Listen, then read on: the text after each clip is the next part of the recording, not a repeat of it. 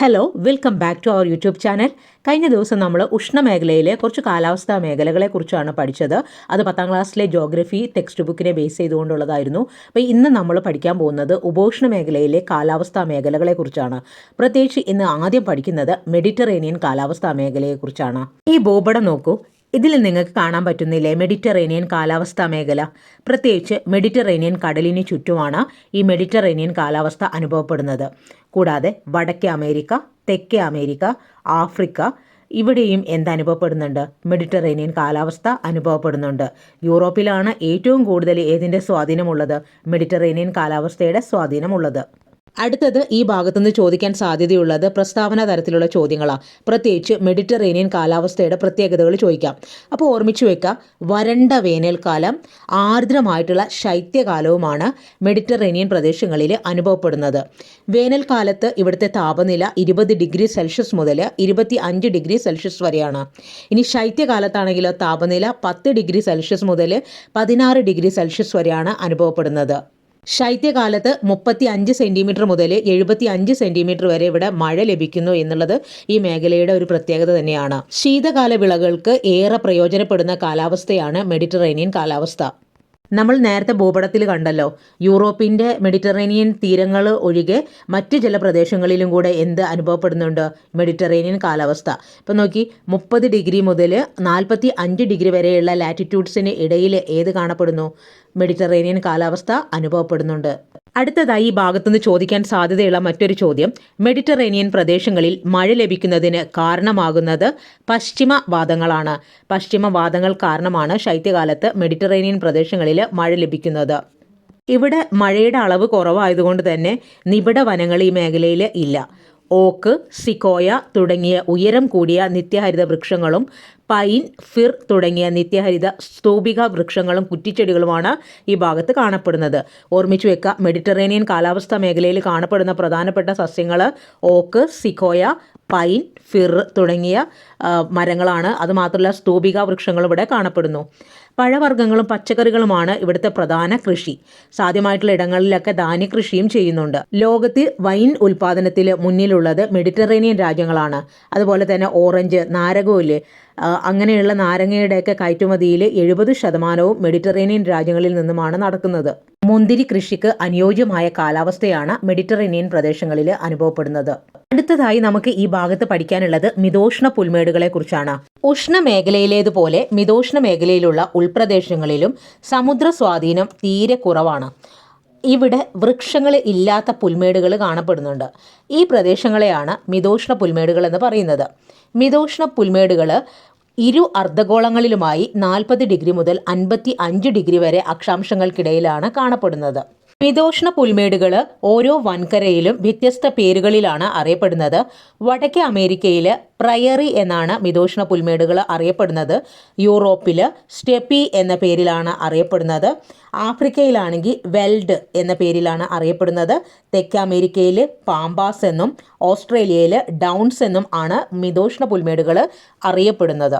വടക്കേ America prairie, Europe steppe, തെക്കേ America pampas, Africa veld, Australia downs എന്ന പേരിലാണ് മിതോഷ്ണ പുൽമേടുകൾ അറിയപ്പെടുന്നത്.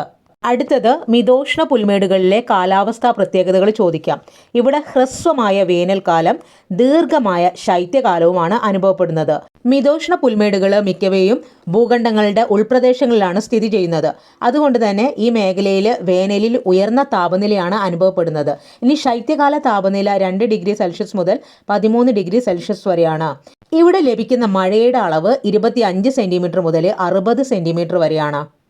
മിതോഷ്ണ പുൽമേടുകളിൽ മഴ കുറവായതുകൊണ്ട് മരങ്ങളും കുറവാണ്. ഇവിടെ പുല്ലുവർഗ്ഗത്തിൽപ്പെട്ട സസ്യയിനങ്ങളാണ് കാണപ്പെടുന്നത്. അപ്പോൾ മിതോഷ്ണ പുൽമേടുകൾ സ്വാഭാവിക മേച്ചിൽപ്പുറങ്ങളായതുകൊണ്ട് ഇടയ ജനവിഭാഗങ്ങൾ ഇവിടെ താമസിക്കുന്നുണ്ട്. അപ്പോൾ ഇവിടെ ഓർത്തു വെക്കുക, യന്ത്രവൽകൃത കൃഷി രീതി, ധാന്യകൃഷി, മൃഗപരിപാലനമൊക്കെയാണ് ഇവിടെ പ്രധാനപ്പെട്ട ഉപജീവന മാർഗ്ഗങ്ങൾ എന്ന് പറയുന്നത്. അപ്പോൾ പ്രത്യേകിച്ച് പ്രയറിനെ കുറിച്ച് പറയാം. വടക്കേ അമേരിക്കയിലെ പ്രയറി, ഇത് ലോകത്തിൻ്റെ ധാന്യ കലവറ എന്നാണ് അറിയപ്പെടുന്നത്. വടക്കേ അമേരിക്കയിലെ ഒരു മിതോഷ്ണ പുൽമേടാണ് പ്രയറി. പ്രയറി അറിയപ്പെടുന്നത് ലോകത്തിൻ്റെ ധാന്യക്കലവറ. അമേരിക്കയിലും കാനഡയിലുമായിട്ടാണ് പ്രയറി പുൽമേടുകൾ വ്യാപിച്ചു കിടക്കുന്നത്. പിന്നെ ഓർമ്മിച്ചു വെക്കുക, ഏകദേശം 2 ദശലക്ഷം ഏക്കർ ഭൂമിയിൽ ഇന്ന് വാണിജ്യ അടിസ്ഥാനത്തിൽ പ്രയറിയിൽ ധാന്യകൃഷി ചെയ്തുണ്ട്. പ്രത്യേകിച്ച് ഗോതമ്പാണ് ഇവിടുത്തെ പ്രധാന വിള. മിതമായ താപനില, മഴ ലഭ്യത, ഫലഭൂഷ്ടമായ മണ്ണ് ഇതൊക്കെയാണ് ഈ പ്രദേശത്തെ ഗോതമ്പ് കൃഷിക്ക് ഏറെ അനുയോജ്യമാക്കുന്നത്. വൻതോതിലുള്ള ഗോതമ്പ് ഉൽപ്പാദനമാണ് പ്രയറി പുൽമേടുകളെ ലോകത്തിൻ്റെ ധാന്യക്കലവറ എന്നൊരു വിശേഷണത്തിന് അർഹമാക്കിയത്. അടുത്തതായി നമുക്കിവിടെ പഠിക്കാനുള്ളത് ടൈഗെ മേഖലയെക്കുറിച്ചാണ്. ടൈഗെ മേഖല ഉത്തരാർദ്ധഗോളത്തിൽ 55 ഡിഗ്രി മുതൽ 70 ഡിഗ്രി വരെ അക്ഷാംശങ്ങൾക്കിടയിലാണ് സ്ഥിതി ചെയ്യുന്നത്. ഇത് ശൈത്യമേഖലയാണ്. ദൈർഘ്യം കുറഞ്ഞ വേനൽക്കാലം, ദീർഘമായ ശൈത്യകാലം ഇവിടെ തണുപ്പ് അനുഭവപ്പെടുന്നതിൻ്റെ പ്രധാന കാരണം. 15 ഡിഗ്രി സെൽഷ്യസ് മുതൽ 20 ഡിഗ്രി സെൽഷ്യസ് വരെയാണ് വേനൽക്കാല താപനില. പിന്നെ അതുപോലെ ശൈത്യകാലത്ത് താപനില -13 ഡിഗ്രി സെൽഷ്യസ് മുതൽ -25 ഡിഗ്രി സെൽഷ്യസ് വരെയാണ്. 50 സെൻറ്റിമീറ്റർ മുതൽ 70 സെൻറ്റിമീറ്റർ വരെ വാർഷിക മഴ ലഭിക്കുന്ന ഇവിടെ ശൈത്യകാലത്ത് വർഷണം മഞ്ഞുവീഴ്ചയുടെ രൂപത്തിലാണ്. ഇനി ദക്ഷിണാർദ്ധഗോളത്തിൽ ഉയർന്ന അക്ഷാംശങ്ങളിൽ വൻകരകളുടെ വ്യാപ്തി പൊതുവെ കുറവായതുകൊണ്ട് ടൈഗെ കാലാവസ്ഥാ മേഖല ദക്ഷിണാർദ്ധഗോളത്തിൽ കാണപ്പെടുന്നില്ല. ഇതാണ് ടൈഗെ മേഖല. ഈ ടൈഗെ മേഖലയിൽ കൃഷിയൊന്നുമില്ല. കാരണം എന്ന് പറഞ്ഞാൽ ഇവിടെ മിക്കവാറും തണുപ്പ് അനുഭവപ്പെടുന്ന ഒരു കാലാവസ്ഥയാണ്. പിന്നെ മരം വെട്ടും കമ്പിളിരോമ വ്യവസായവുമാണ് ഇവിടുത്തെ പ്രധാന സാമ്പത്തിക പ്രവർത്തനങ്ങൾ. ഇപ്പോൾ കാനഡയിൽ ഈ മേഖലയിൽ മരം വെട്ട് വ്യവസായം വളരെ പ്രശസ്തമാണ്. സ്തൂപികാഗ്ര വൃക്ഷങ്ങളെ റഷ്യൻ ഭാഷയിൽ ടൈഗെ എന്നാണ് വിളിക്കുന്നത്. അങ്ങനെയാണ് ഈ പ്രദേശത്തിന് സ്തൂപിക വൃക്ഷങ്ങൾ കൂടുതൽ കാണപ്പെടുന്നത് കൊണ്ട് ടൈഗെ എന്നൊരു വിളിപ്പേര് വന്നത്. ടൈഗെ മേഖലയിൽ കൂടുതലായും കാണപ്പെടുന്നത് സ്തൂപികാഗ്ര നിത്യഹരിത വൃക്ഷങ്ങളായ പൈൻ, ഫിർ, സ്പ്രൂസ് തുടങ്ങിയവയാണ്. അടുത്തതായി നമുക്ക് ഈ ഭാഗത്ത് പഠിക്കാനുള്ളത് തുന്ദ്ര കാലാവസ്ഥാ മേഖലയെക്കുറിച്ചാണ്. ആർട്ടിക് വൃത്തത്തിന് വടക്ക് അലാസ്ക, കാനഡ, ഗ്രീൻലാൻഡ്, യൂറോപ്പിലെയും ഏഷ്യയിലെയും ആർട്ടിക് സമുദ്ര തീരങ്ങൾ എന്നീ പ്രദേശങ്ങളിലായി വ്യാപിച്ചിരിക്കുന്ന അതിശൈത്യ മേഖലയാണ് തുന്ദ്ര മേഖല. ഇവിടെ ശൈത്യകാലത്തെ താപനില -25 ഡിഗ്രി സെൽഷ്യസ് മുതൽ -40 ഡിഗ്രി സെൽഷ്യസ് വരെയാണ്. വേനൽക്കാലത്ത് താപനില 10 ഡിഗ്രി സെൽഷ്യസ് വരെ ഉയരാറുണ്ട്. തുന്ദ്ര മേഖലയിൽ മുഖ്യമായും മഞ്ഞുവീഴ്ചയുടെ രൂപത്തിലാണ് മഴ ഉണ്ടാകുന്നത്. ഇവിടുത്തെ സസ്യങ്ങൾ ചെറിയ പായലുകളാണ്. ഇനി തുന്ദ്ര മേഖലയിൽ കാണപ്പെടുന്ന ഗോത്രവിഭാഗങ്ങളാണ് എക്സിമോ, ലാപ്പാസ്. അടുത്തത് ഇവിടെ ഒരു വർക്ക്ഷീറ്റ് തന്നിട്ടുണ്ട്. കാലാവസ്ഥ മേഖല, സ്ഥാനം, കാലാവസ്ഥ, സസ്യജാലങ്ങൾ, മനുഷ്യപ്രവർത്തനങ്ങളെക്കുറിച്ചൊക്കെ എഴുതാനായിട്ട്. അപ്പോൾ ഇത് കംപ്ലീറ്റ് ആകുമ്പോൾ കുറച്ചും കൂടെ ഒരു ഐഡിയ നിങ്ങൾക്ക് കിട്ടും. അത് തനിയെ ചെയ്തു നോക്കുക. അടുത്തതായി നമുക്ക് ഈ ഭാഗത്ത് കാലാവസ്ഥാ വ്യതിയാനത്തെക്കുറിച്ചാണ് പഠിക്കാനുള്ളത്. ഓരോ കാലാവസ്ഥാ മേഖലയിലും തനതായ കാലാവസ്ഥയും സസ്യജന്തുജാലങ്ങളും ജനജീവിത രീതികളും നിലവിലുണ്ട്.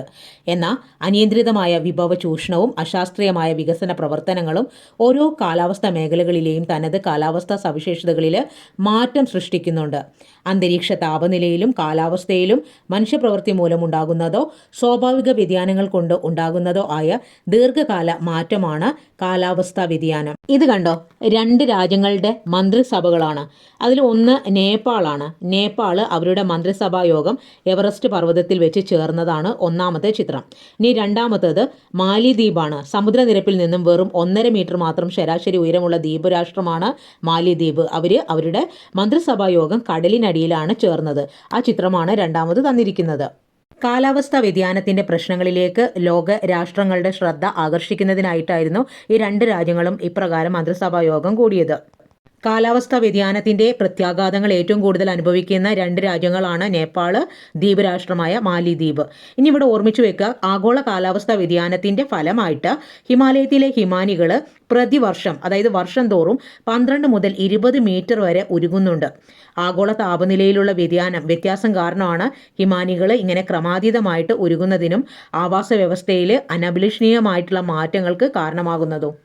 ഇവിടെ ഓർമ്മിച്ചു വെക്കേണ്ട ഒരു പോയിന്റ്, സമുദ്രനിരപ്പ് 2.5 മീറ്റർ ഉയർന്നാൽ മാലിദ്വീപ് എന്ന് പറയുന്ന ദ്വീപ് രാഷ്ട്രം പൂർണ്ണമായിട്ടും കടലിനടിയിൽ മുങ്ങും. കാലാവസ്ഥാ വ്യതിയാനത്തിൻ്റെ ഫലമായിട്ട് ആഗോള സമുദ്രനിരപ്പ് വർഷം തോറും 0.42 സെൻറ്റിമീറ്റർ ആണ് ഉയരുന്നത്. നമ്മൾ ഈ ചാപ്റ്ററിൻ്റെ ആദ്യം തന്നെ പഠിച്ചിട്ടുണ്ട് കാലാവസ്ഥാ ഘടകങ്ങളെക്കുറിച്ച്. അന്തരീക്ഷ താപം, വായുമർദ്ദം, കാറ്റുകൾ, വർഷണം, ആർദ്രത ഇതൊക്കെയാണ് കാലാവസ്ഥയെ സ്വാധീനിക്കുന്ന ഘടകങ്ങൾ. ഇവയുടെ അളവ്, വിതരണക്രമം, കാലികക്രമം എന്നിവയിലുള്ള മാറ്റമാണ് കാലാവസ്ഥാ വ്യതിയാനത്തിന് കാരണമാകുന്നത്. കാലാവസ്ഥാ മാറ്റം സംഭവിക്കുന്നത് രണ്ട് കാരണങ്ങളാലാണ്. ഒന്ന് സ്വാഭാവികം, മറ്റത് മനുഷ്യജന്യം.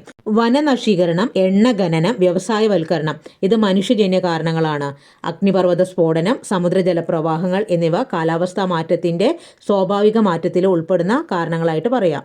അതുപോലെ കാലാവസ്ഥാ വ്യതിയാനത്തിന്റെ പ്രത്യാഘാതങ്ങളെക്കുറിച്ച് അന്താരാഷ്ട്ര ഏജൻസികൾ നടത്തിയ പഠന റിപ്പോർട്ട് ഇവിടെ നൽകിയിട്ടുണ്ട്. അപ്പോൾ ഇവിടെ ഒന്നാമതായിട്ട് കൊടുത്തിരിക്കുന്നത് ശരാശരി സമുദ്രനിരപ്പ് പ്രതിവർഷം 10 മുതൽ 20 മില്ലിമീറ്റർ വരെ ഉയരുന്നുണ്ട്.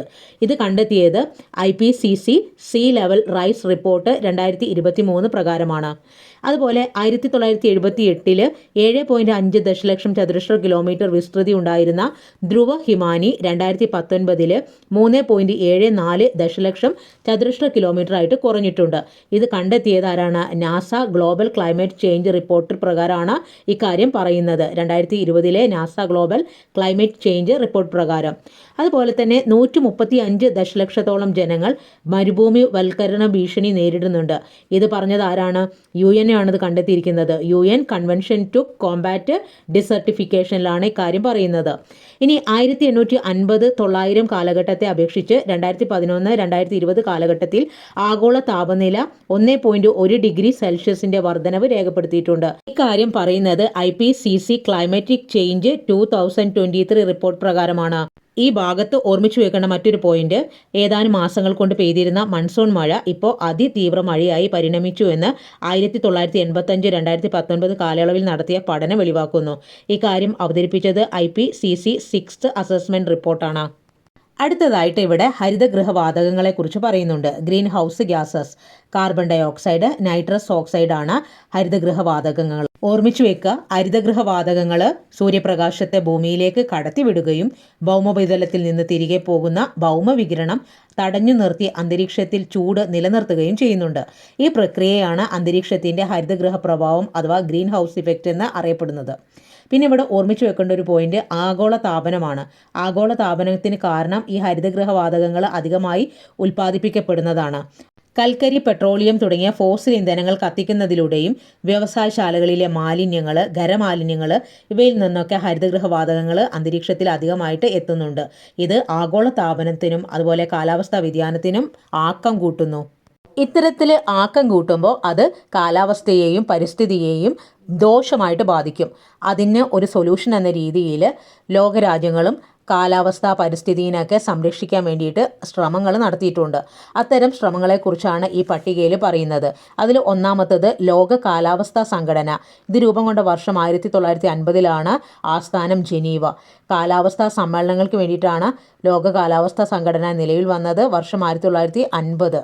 പിന്നെ 1972 സ്റ്റോക്ക്ഹോം സമ്മേളനം, അത് സ്റ്റോക്ക്ഹോമിൽ വെച്ചാണ് നടന്നത്. പരിസ്ഥിതി പരിപാലനം വികസനത്തിന് വേണ്ടിയിട്ടാണ് ഈ ഒരു സമ്മേളനം നടന്നത്. പിന്നെ ഭൗമ ഉച്ചകോടി നടന്നത് ബ്രസീലിലെ റിയോ ഡി ജനീറോയിൽ വെച്ചാണ് 1992. പ്രകൃതി സൗഹൃദ വികസനം പ്രോത്സാഹിപ്പിക്കുന്നതിനായി യുണൈറ്റഡ് നേഷൻ 21 അജണ്ട തയ്യാറാക്കിയത് 1992 ഭൗമ ഉച്ചകോടിയിലാണ്. അടുത്തത് ക്യോട്ടോ പ്രോട്ടോക്കോള് 1997 നിലയിൽ വന്നത്. ക്യോട്ടോയിൽ വെച്ചാണ് ഇത് നടന്നത്. അന്തരീക്ഷത്തിൽ ഹരിതഗൃഹവാതകങ്ങളുടെ അളവ് പരിമിതപ്പെടുത്തുക എന്ന ലക്ഷ്യത്തോടു കൂടിയാണ് 1997 ക്യോട്ടോ പ്രോട്ടോക്കോൾ നടത്തിയത്. അടുത്തത് മോൺട്രിയൽ പ്രോട്ടോക്കോള് 1987 മോൺട്രിയൽ പ്രോട്ടോക്കോൾ നടന്നത്.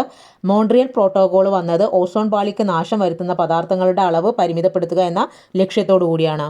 പിന്നെ പാരീസ് ഉടമ്പടി 2015 പാരീസ് ഉടമ്പടി നടന്നത്. അത് പാരീസിൽ വെച്ചാണ്. ആഗോള താപവർദ്ധനവ് കുറയ്ക്കുക, കാലാവസ്ഥാ വ്യതിയാനത്തിന്റെ അനന്തര ഫലങ്ങളോട് പൊരുത്തപ്പെടുവാൻ ലോകരാഷ്ട്രങ്ങളെ സഹായിക്കുക തുടങ്ങിയവയായിരുന്നു പാരീസ് ഉടമ്പടിയുടെ ലക്ഷ്യം. അടുത്തത് G20 ഉച്ചകോടി നടന്നത് 2023 ന്യൂഡൽഹിയിലാണ്. ഒരു ഭൂമി, ഒരു കുടുംബം, ഒരു ഭാവി ഇതായിരുന്നു ന്യൂഡൽഹിയിൽ 2023 നടന്ന G20 ഉച്ചകോടിയുടെ ലക്ഷ്യം. കൂടാതെ ഹരിത വികസനം, കാലാവസ്ഥാ ധനകാര്യം, സമഗ്ര വികസനം എന്നിവയ്ക്കും G20 ഉച്ചകോടി നേതൃത്വം നൽകിയിട്ടുണ്ട്. കാലാവസ്ഥാ മാറ്റം പൂർണ്ണമായി തടയാൻ നമുക്ക് സാധിക്കില്ല.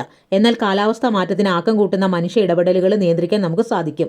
അതിനു വേണ്ടിയിട്ട് നമ്മൾ ചെയ്യേണ്ട കാര്യങ്ങൾ ഊർജ്ജ കാര്യക്ഷമത പ്രോത്സാഹിപ്പിക്കുക, വനങ്ങൾ സംരക്ഷിക്കുക, സാങ്കേതിക വിദ്യയിൽ മാറ്റം വരുത്തുക, കാറ്റ്, സൗരോർജ്ജം തുടങ്ങിയ പാരമ്പര്യേതര ഊർജ്ജ ഉപയോഗം പ്രോത്സാഹിപ്പിക്കുക.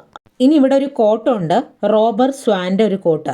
The greatest threat to our planet is the belief that someone else will save it. അപ്പോൾ ഓർമ്മിച്ച് വെക്കുക, the greatest threat to our planet is the belief that someone else will save it. അപ്പോൾ ഇത്രയും കാര്യങ്ങളാണ് ഈ അധ്യായത്തിൽ പഠിക്കാനുള്ളത്. വീഡിയോ ഉപകാരപ്പെടുകയാണെങ്കിൽ ലൈക്ക് ചെയ്യുക, ഷെയർ ചെയ്യുക, കമൻറ്റ് ചെയ്യുക. ചാനൽ ഉപകാരപ്പെടുന്നുണ്ടെങ്കിൽ ഒന്ന് സബ്സ്ക്രൈബ് ചെയ്യുക.